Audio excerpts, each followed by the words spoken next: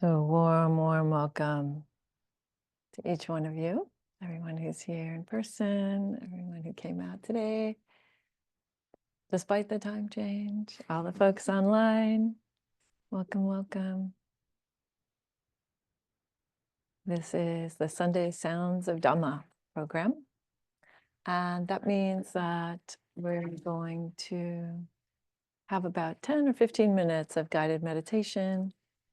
And then I'll give a Dhamma talk for about half an hour or so. We'll have a bit of time for comments, questions, reflections. There you go.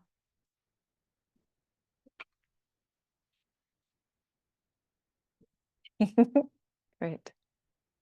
Welcome, Deborah. And a couple of quick announcements before we get started. So the registration is currently open for the residential retreat. We're going to go to a beautiful place called Seven Oaks in Northern Virginia, just a couple of hours away from where the vihara is located. And that is a retreat that begins on May 31st. And it has a week-long option and then a little bit longer option, actually, for folks who want to stay a bit more. And then that is also potentially connected with the 9-month course. So we're going to be offering a study group, which is a beautiful way to really get some deeper connections with the community and to have a chance to delve more deeply into some of the topics that I usually talk about on Sundays. And that 9-month course begins with the June retreat. If you can't do it in person, you can listen to the recordings. And then there will be group meetings after that. So, and what else is happening? Brunch is happening here at the Vihara on the 30th. That's RSVP if you're coming to that. And March 23rd, we'll have the next Buddhist art history workshops. So these are kind of fun opportunities to get together and talk about how people expressed the Dharma in a visual form over the centuries, or what was their way of thinking about what would this look like. And so we'll talk about some pieces that are at the Smithsonian here in DC, actually, even though it will be virtual, it's online. All right, so that is everything in terms of announcements. And so this morning,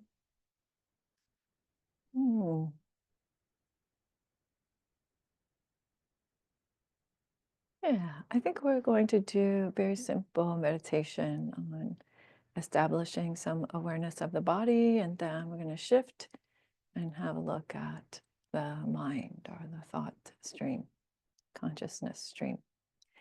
So with that, you can go ahead and just begin to settle into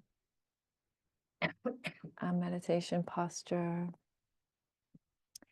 As you can see from my own posture, it doesn't have to be perfect.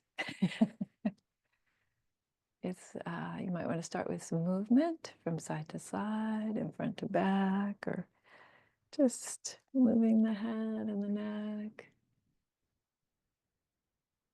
Maybe letting things loosen up a bit and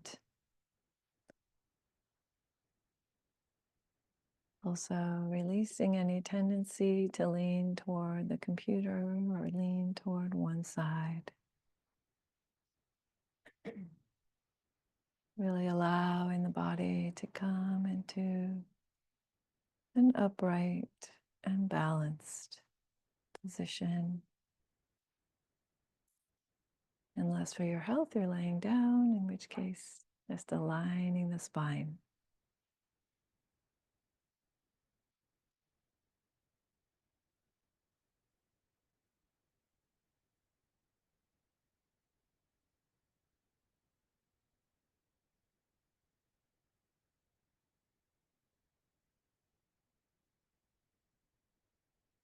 Really sensing the weight of the body on your supports. And allowing the body to settle right here. What a treat that we get to sit and relax.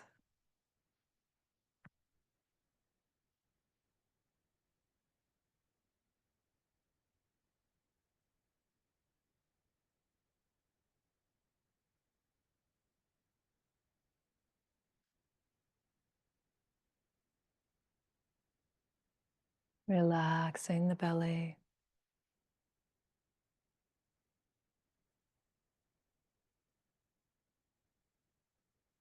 No need to hold on.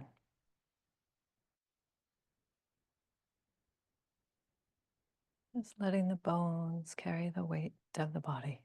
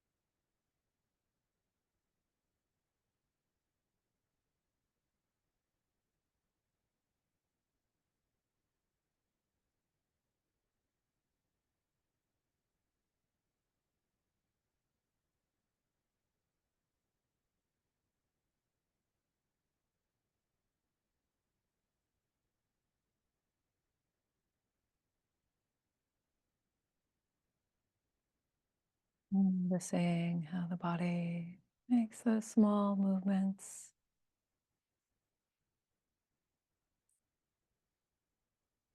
Just becoming aware of them. No need to jump in and help. Just allowing.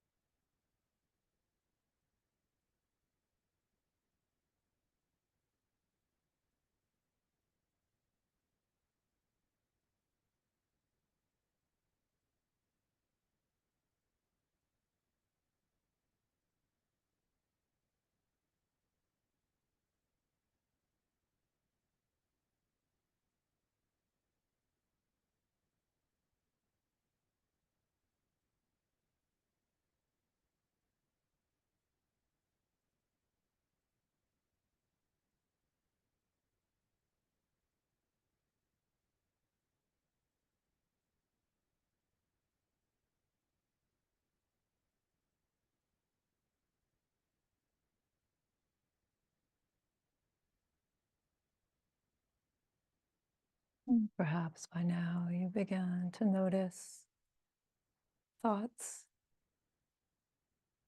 thoughts arising in the mind.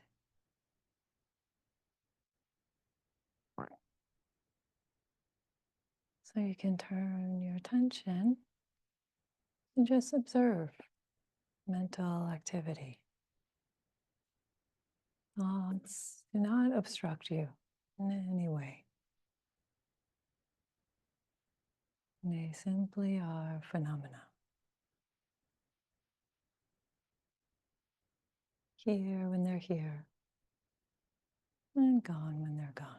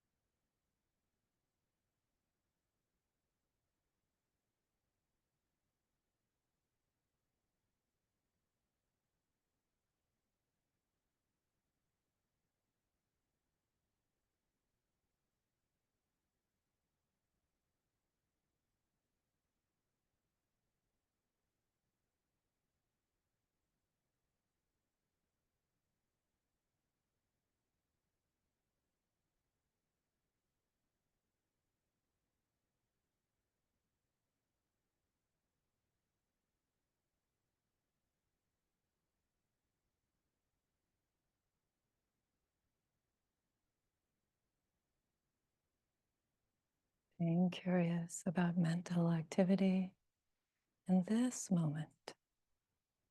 What's happening now?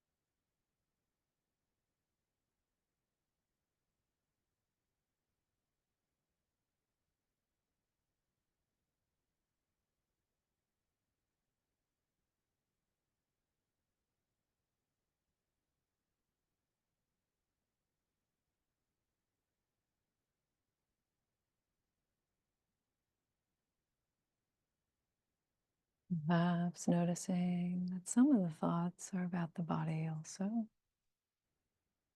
And that's okay. Just staying curious about mental activity.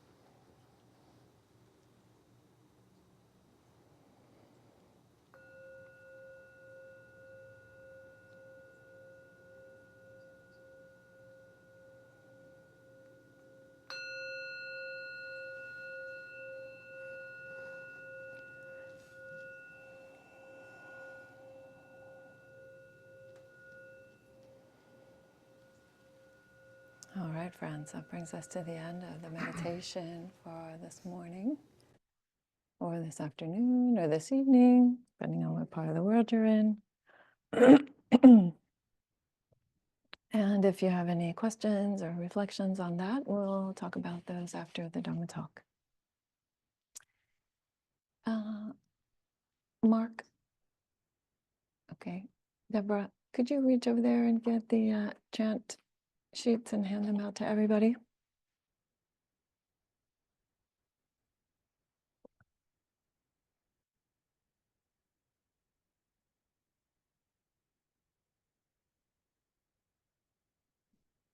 Mhm.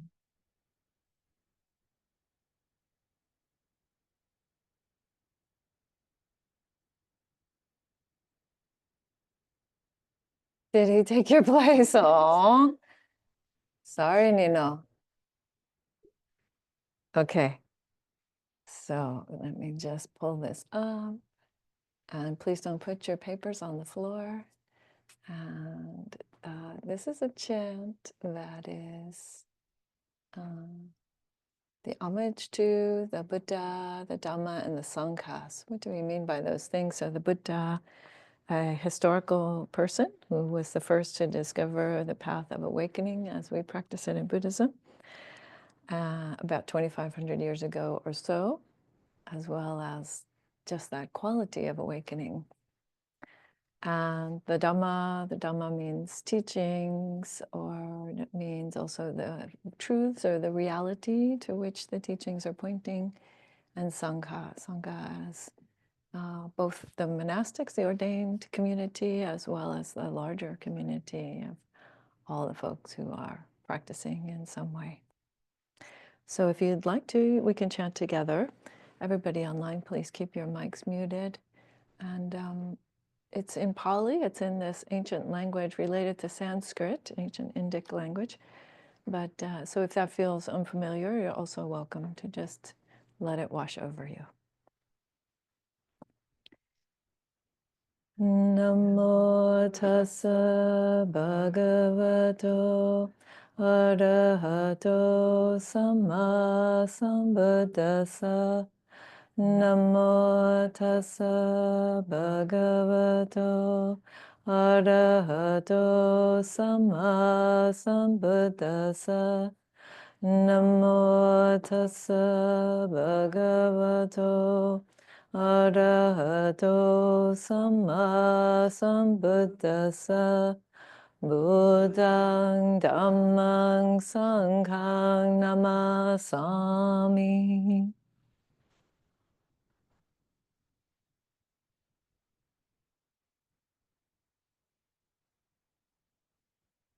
Yep. So folks here in the room, if you want to just put your chant sheets back, you can, or you can hang on to them. There are plenty more where that came from.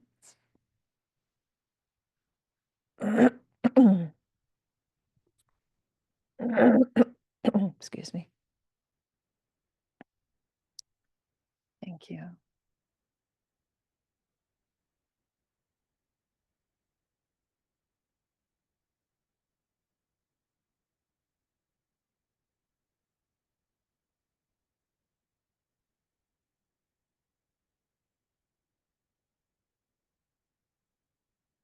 Today, I really wanted to talk about so many things. I have a very large stack of books here to share. And instead of that, or perhaps before that, I thought I would just speak a little bit more generally about the path, about the Dharma.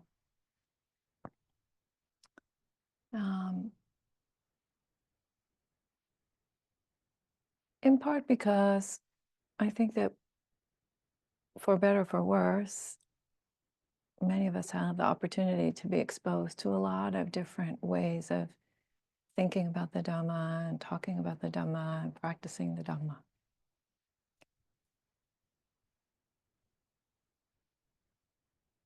Recently, I saw an ad on Instagram for someone who was saying that enlightenment is just right here. It's just an everyday thing.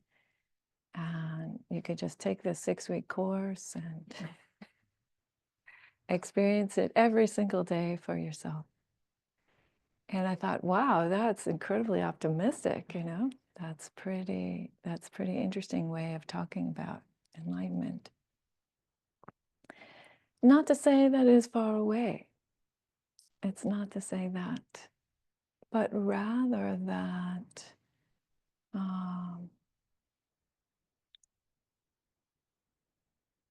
when we talk about the path of practice, we're talking about, I always am emphasizing with y'all that it's a path of discovery, right? It is a path that isn't constructing some series of qualities or events in your life. It is a path of discovery. And yet, it is also a path of transformation. There must be transformation in order for it to be an awakening. There must be some way in which our experience of life becomes more clear, more free, more peaceful. In fact, absolutely clear and free and peaceful. That is what we mean by enlightenment. Somebody last week asked a very good question about, well, what did that experience feel like? And there are many ways to think about it.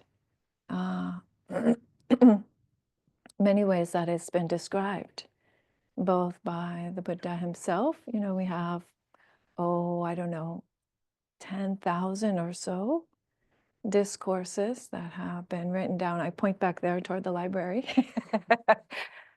10,000 or so discourses or so that have been written down just in the Nikaya tradition, let alone the traditions of the Prajnaparamita and the Mahayana traditions, the Zen traditions, the Vajrayana traditions, and the Tibetan and Bhutanese style, Nepalese style.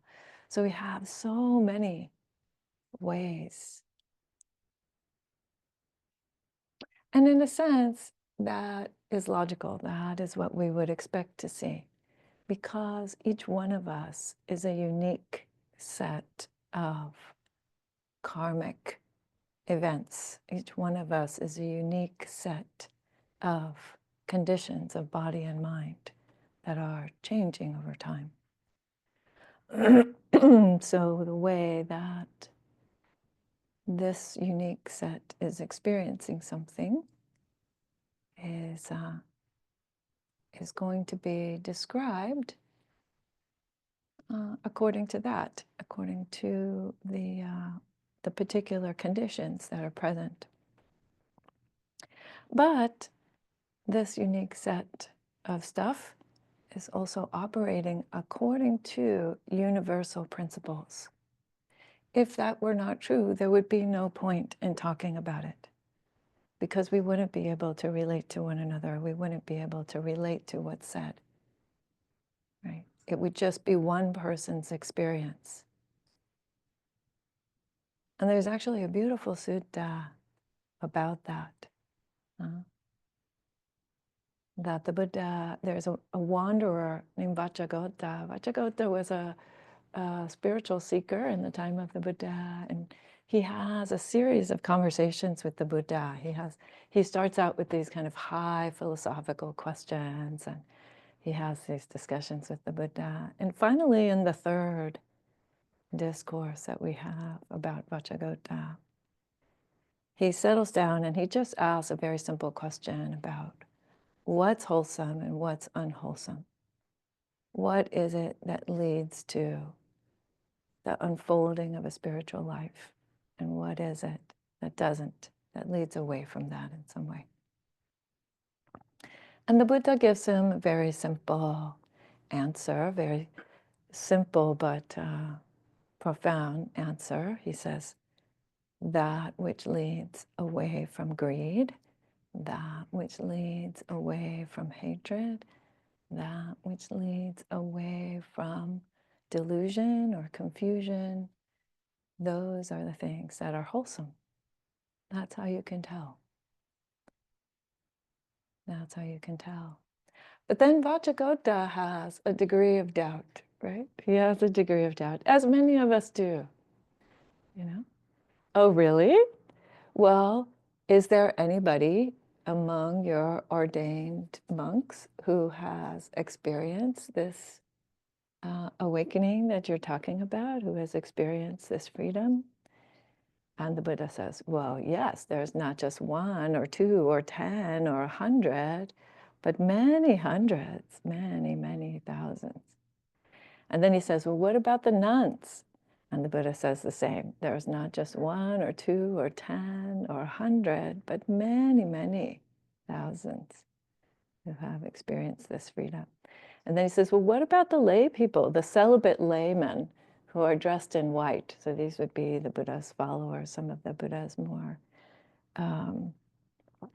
we call them, these days we call them anagarikas. And he says, oh yeah, them too. And what about the celibate lay women in white? Oh yeah, them too. Hundreds, thousands of them. And then what about, this is my favorite question, what about the lay men who still indulge in sensual pleasures, meaning sex, primarily, but also other kinds of sensual pleasure? And the Buddha says, oh yeah, them too. Many of them also.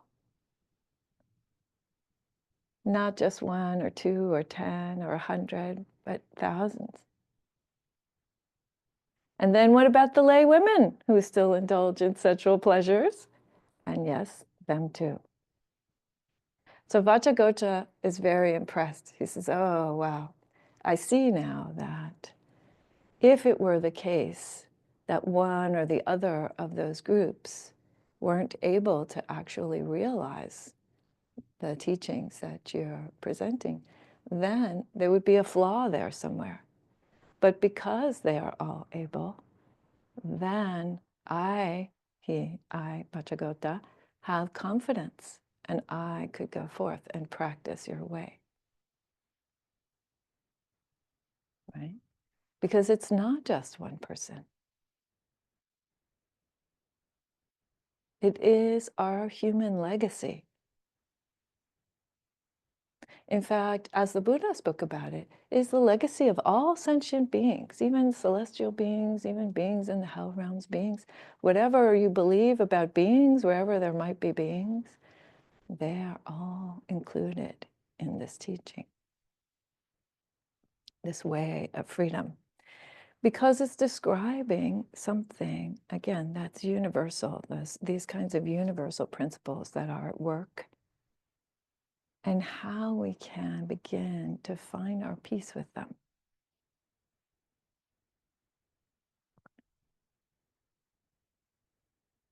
So I think about it in this way. When I think about what is insight or what is awakening, any of the stages of awakening, usually in the early tradition we talk about 4 stages of awakening, or what is enlightenment.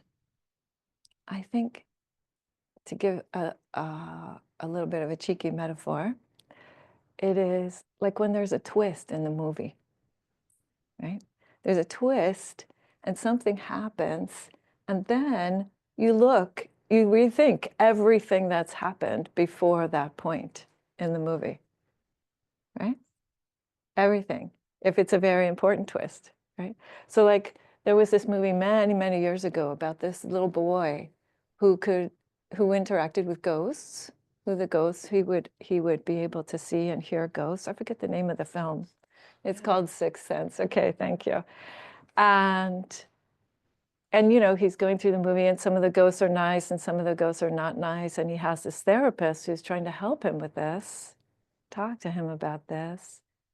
And then toward the end of the movie, we find out that the therapist is also a ghost, right? Who doesn't know that he's dead? Who doesn't know that he's dead? And that shifts the whole movie. I'm like, whoa, wait a minute. Didn't he talk to the mom? But no, he didn't talk to the mom, if you go back and look at that scene. So the whole movie is changed. And it's enlightenment is like that, except to the nth degree. If you think about it, all of life is different because of what has been. And this is where it comes in, known, because of what has been known. And I make that distinction because when we see the teachings, when we hear a teaching, you have to really think about, is the teaching that's being presented a teaching that is about a spiritual experience? Or is the teaching talking about non-experience? Because both things are necessary for awakening, both. Experience and non-experience. So Experience means something that we can observe, something that we feel in our body or we feel in our mind.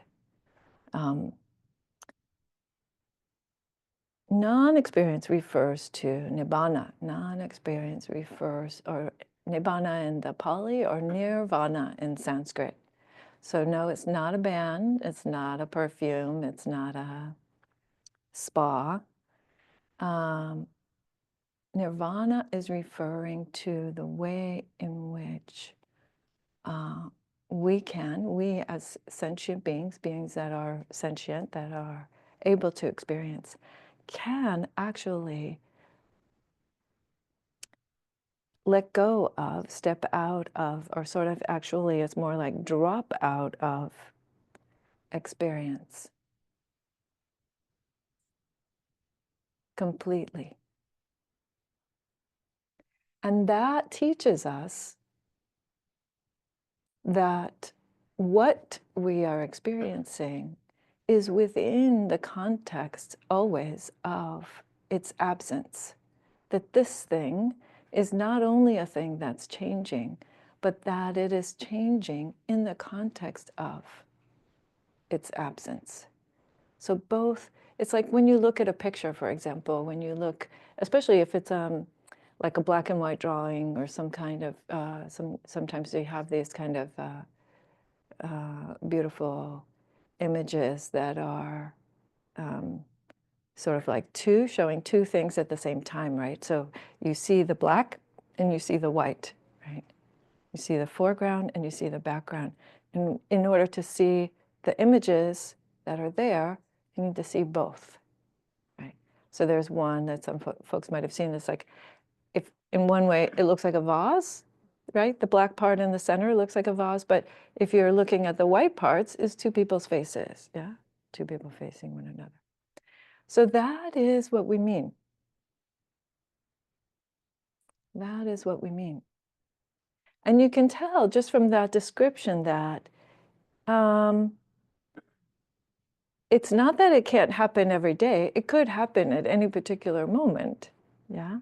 And for an awakened being, it is happening moment by moment by moment, every moment after that has been seen. But up until that point, until you get to the twist in the movie, you still believe that the therapist is alive, right? You still believe that this thing has a certain continuity, a certain solidity. That consciousness is everywhere, all the time, forever, essential, for example. It's a very interesting example and common example of a mistaken view that people have. We might accept that our bodies are changing and our bodies are leaving, but that consciousness feels like a steady stream until you have experienced the fact that it's not, till you have experienced the cessation of consciousness. And I don't mean dying. That's a different thing. I mean, moment by moment, consciousness ceases. So, I really appreciate Venerable Anālya. Venerable Anālya is a Theravada monk, friend of mine, and really wonderful teacher and translator of the suttas. And he speaks about this in his biography of the Buddha. So I really recommend also this biography of the Buddha called A Meditator's Life of the Buddha. And he says, clearly the solution, so now he's talking about as the Buddha's approaching awakening, after he has realized that joy is an important component, and he's going to shift a little bit of his meditation style toward that, toward joy and relaxation. But still, clearly the solution could not be found by refining or subduing perception, as the Buddha had done when he was training under his other two meditation teachers, Alara Kalama and Uddaka Ramaputta. Any approach like that does not transcend the limits of the conditionality between consciousness and name and form. So I'll say something about that in just a second. But instead, now the Buddha had to let go of perception altogether, allowing it to cease in order to become fully liberated, whereby all the attachments, the craving, the influxes, and the ignorance are fully relinquished, let go of, and come to cease forever, come to cease permanently, because they can be, they are known, and we don't take them up again after that, right? So this is a big unlocking that happens. And still, it happens in the context of this human body and mind. The Buddha didn't say you need to go to some other plane of existence, or you need to be able to master reading other people's minds, or any number of other types of things, types of experience. But so the qualities of the Dhamma, when you're thinking about what kind of Dhamma is helpful, is going to lead to a path that brings that kind of settling down of greed and craving, settling down of hatred and anger, the settling down of the confusion, right? That clarity, that sharp as a diamond clarity that can arise. Then it's said that there are 5 key epithets of the Dhamma. So oftentimes we talk about things in the negative, just as I was saying about Nibbana, right? It's the absence of experience. It's the absence of many other things. Anything, in fact, absence of everything. But what are the qualities of the Dhamma that we can point to, the positive qualities of the Dhamma that we can point to? Yeah, not to Nibbana, but to the Dhamma itself, to the teaching that supports stepping out of experience in a positive way. So the first thing that is generally said about the Dhamma is sanditiko. Sanditiko is it means san means good, and ditti is spoken. So it means well spoken or well expounded, well explained. Yeah. So a Dhamma that's useful is only a Dhamma that you can understand and put into practice. If you don't get it, then it's okay to set it aside. It doesn't mean necessarily that it's incorrect. Sometimes on our path, we encounter a Dhamma that we're not quite ready to receive. And that's why I say, you might set it aside and then come back to it later. Or you might set it aside and say, no, this doesn't really make sense to me, or this doesn't really meet the conditions as I'm experiencing them. So you have to think about that. What is it that is well explained? And then the second quality is this wonderful one, this timelessness, akaliko. Kaliko is the Pali word. And this one is often, I think, misunderstood. So when we're talking about the timelessness of the Dhamma, it's a reference to the fact that the Dhamma is universal or pervasive. So it's timeless in the sense that it's always available. It has an immediacy. It must be true in this moment, in this moment, in this moment, in this moment, in this moment, and in this part of the world, and in that part of the world, and in this kind of person, and in that kind of person, right? Just as our friend Vacchagotta was saying, when we can see that it applies to many different types of people, or in different places, or at different times, like now versus 2,500 years ago or so when the Buddha lived, then we understand, yes, it's timeless. It has an immediacy that we can access here and now.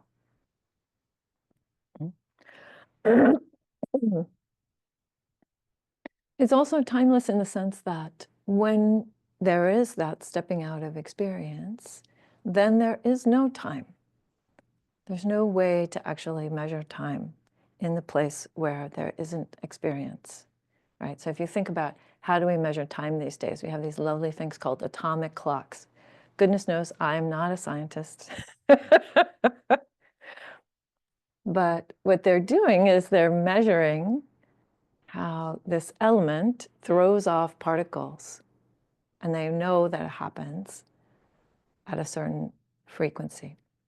And so time is measured by measuring, by observing one moment in time versus another moment in time. That's how we can tell time.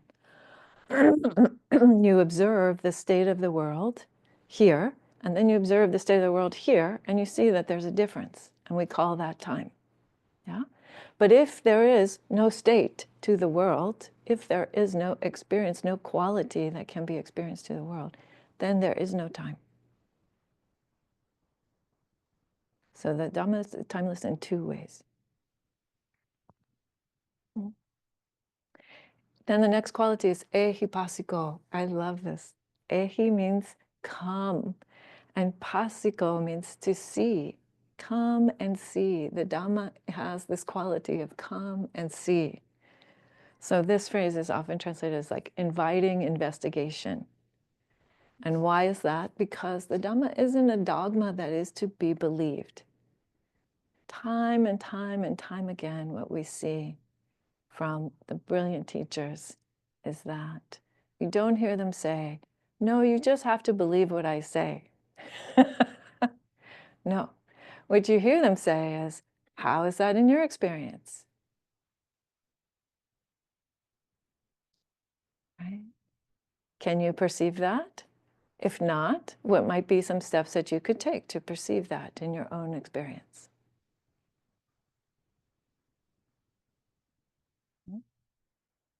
Because ultimately, we must be integral to that reality that we are trying to wake up to. We cannot exist outside of that reality. So it must be accessible. It must be something that we can see. Because we're it. We're it.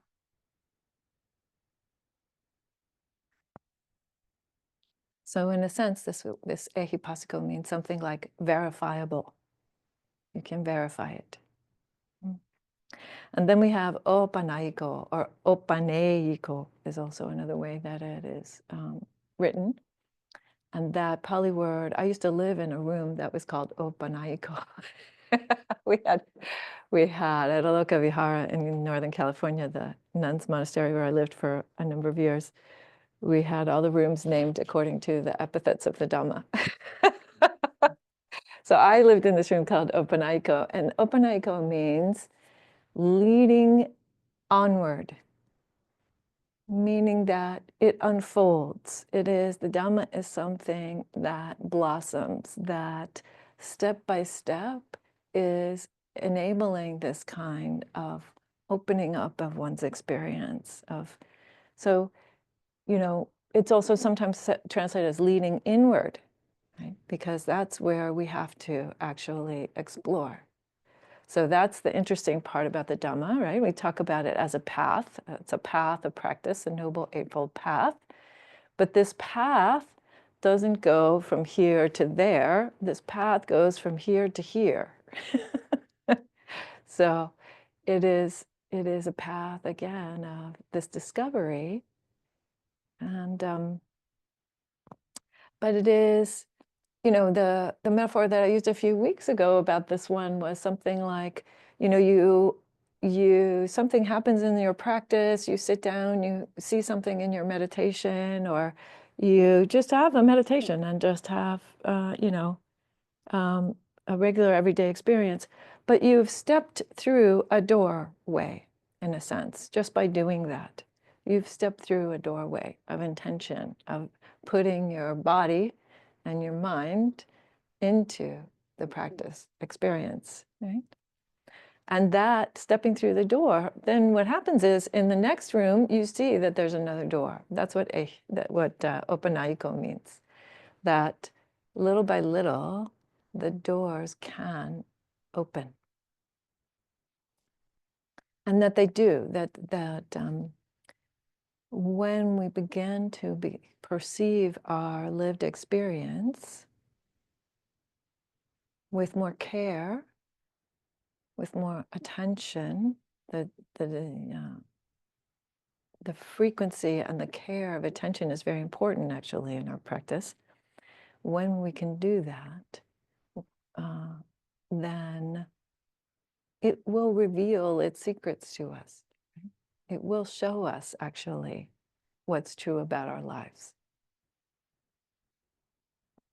So finally, the last of the 5 is Pachatang Veditabo Vinyu Hi. So this is interesting. So the part of the reason why I bring this up is because a few weeks ago, I was on pilgrimage in India and Nepal, and I went to the place actually of the Buddha's enlightenment. And I went to many other sacred sites. And oftentimes what we do is kind of walk around 3 times, walk around in a clockwise fashion 3 times.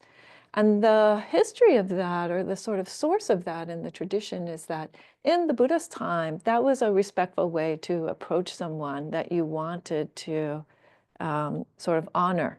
You would walk up to them and you would, keeping your right shoulder to them, you would walk around them. And then you would sit down. You wouldn't just plop yourself down in front of somebody that, that you were, that you wanted to have a conversation with. So it's an interesting way of thinking about it. We don't really do it that way anymore. Even in traditional Buddhist settings, we don't really do it that way anymore. But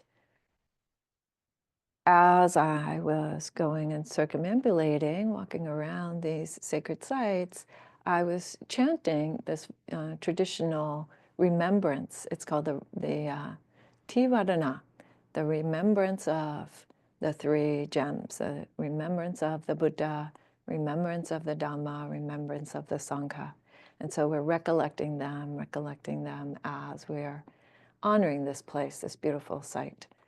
And so I was chanting these epithets of the Dhamma are part of the recollection of the Dhamma. That's how we recollect it, by chanting these. So Pachatang means for oneself, and Veditabo means something like, again, to be known, something that is to be known, or we could say to be experienced, but again, some of it is experience and some of it is not.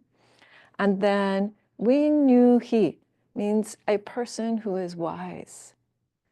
So this phrase means that the Dhamma is something that is to be experienced by those who are wise. And who are the wise? The wise are the folks who put themselves in this place of inquiring, investigating, checking it out.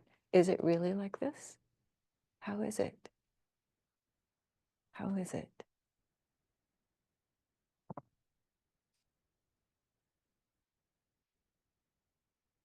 And this aspect of oneself, again, goes back to where I started, which is that each one of us, nobody can wake you up, you know? In the Bodhisattva path, in the Mahayana styles, the traditions that came out of places like Korea and Japan and China and Vietnam, we have this aspiration to be of support, to be of service to beings who are waking up. That's called the Bodhisattva path. That's part of, we could say, the Bodhisattva path. And yet, we can only help.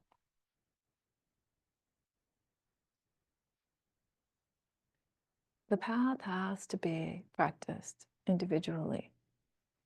We each individually must do the work, must find our willingness to do this work. Even in the Buddha's time, people would walk up to the Buddha and say, "Wake me up." Or actually, that happened to Suzuki Roshi. So Shunryu Suzuki was a Japanese master who came over and founded the San Francisco Zen Center, where I practiced for many years, one of the oldest Zen centers in America.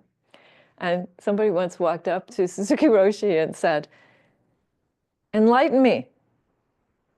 And Suzuki Roshi said, "I'm trying."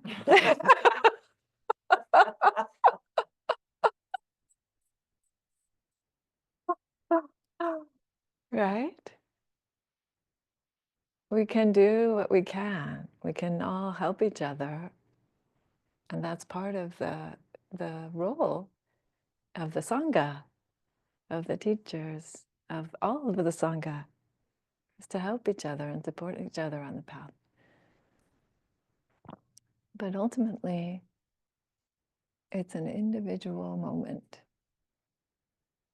right? It is one by one, by one, by one, by one, an individual moment.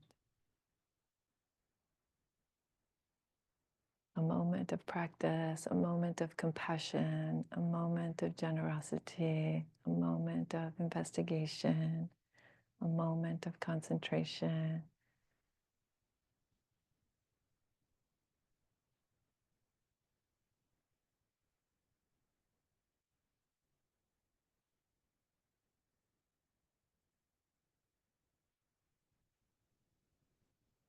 Every day. In that way, yes, every day. Everyday Dhamma. It's inescapable. If you're willing. If you're willing. Thank you.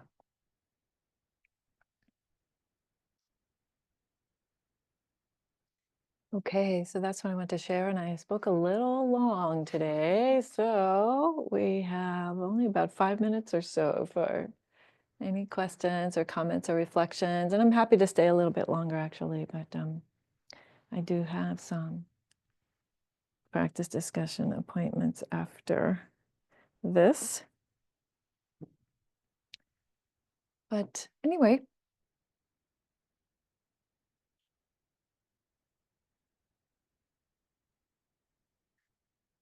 does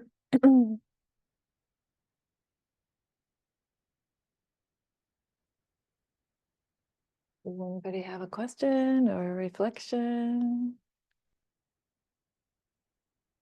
about the meditation or about the talk? Yes, Deborah. Thank you for that. It was really profound. I really appreciated you diving into some of the issues around enlightenment. And my question is about that process. We hear in the suttas sometimes, people do get enlightened, like boom, they have this discussion, they meet the Buddha, and boom, they're kind of like enlightened quickly after that, because they get it. But it also seems as though it, and this is just my theory, but it seems like it may proceed through the deeper concentration practices, and it seems somehow, the focus, the mention of blissful states, and then the first jhana, and then proceeding into the deeper jhanas when there's no more, when there's awareness but not consciousness. I don't know if I'm getting it right, and I don't understand these very well. Okay. But is that part of the path, or is that not necessary? Or I mean, is that? So, yeah, thanks. So a degree of concentration is definitely necessary. It's not necessary to actually develop some of these much more advanced states of concentration, like say fourth jhana or you know, the formless jhanas and so on. So jhana is a word that means, it's usually translated as concentration, but actually I prefer the translation of immersion. It's where the mind is completely focused upon itself. And by the time you get to fourth jhana, there's really no sense of the bodily experience even. It's just mind meeting mind. Consciousness is still there. That's not the cessation of consciousness. But it's not necessary to be able to get to that degree of concentration, but some degree of concentration is necessary. Ajahn Chah, a very, very beloved Thai Theravadan monk, is known for saying that you only need as much concentration as you need to read a book in order to wake up. So that was his experience. That was what he thought. So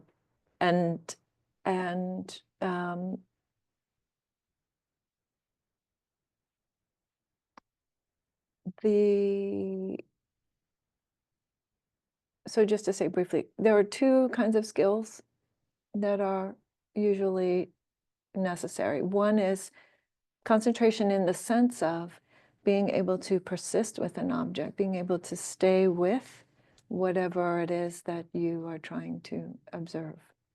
And that's because if we think about moments of experience, so these are like moments of experience, we could say, that attention kind of flows over the moments of experience. And because we're going too fast, we kind of hop over this space in between them. But that space in between them is nirvana. And so you need to train the attention such that it will go and be willing to fall into the space between. So that's a very, very, you know what I'm saying? That's a very steady, very kind of persistent state of attention. But by building up, this is the second skill, by building up our ability to just meet these two, this,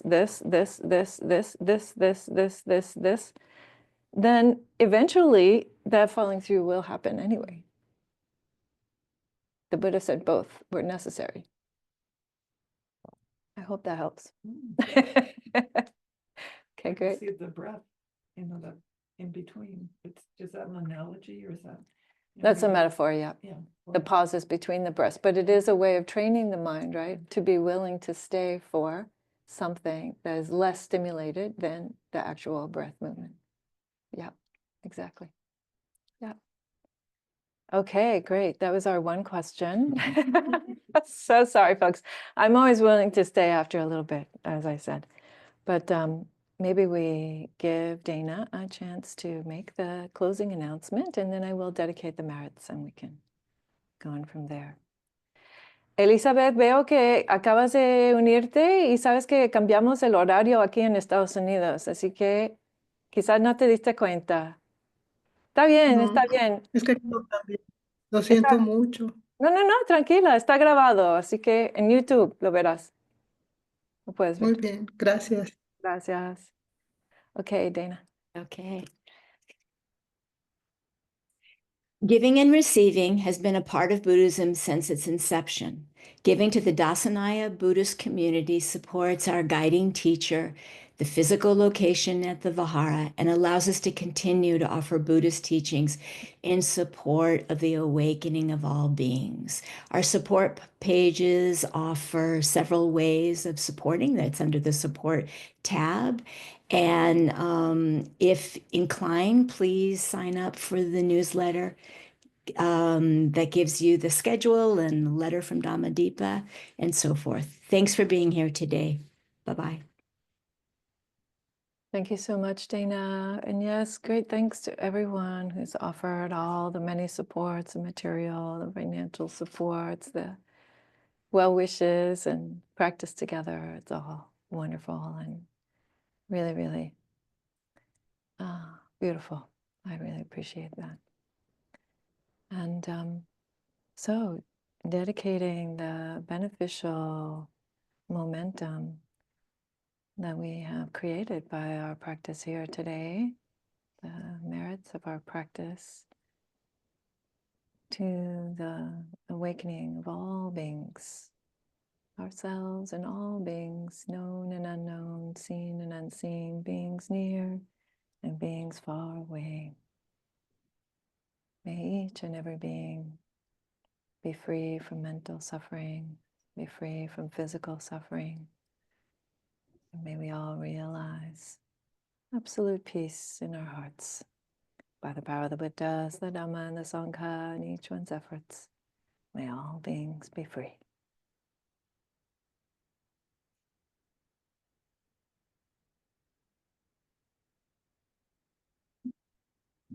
Okay, everybody. So nice to see you.